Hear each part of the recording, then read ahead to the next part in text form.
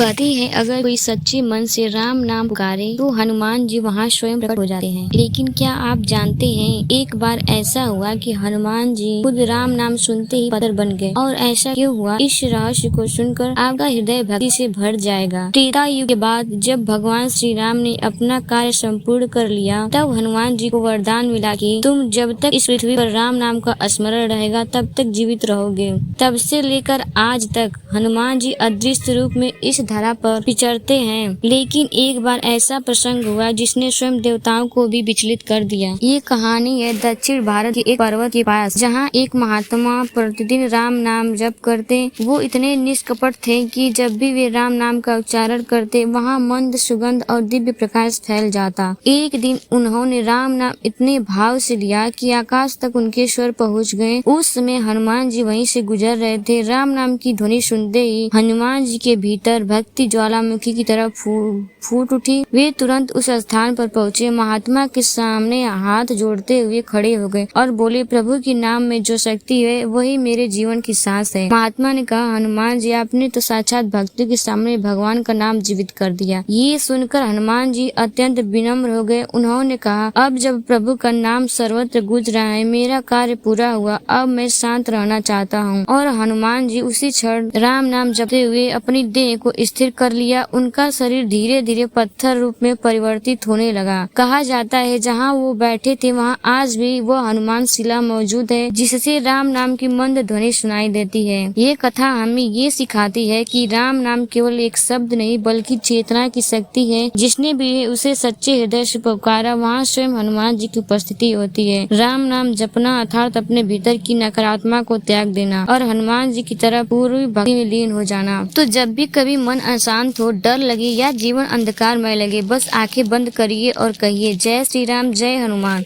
क्योंकि जहाँ राम नाम गूंजता है वहाँ हनुमान जी स्वयं उपस्थित रहते हैं।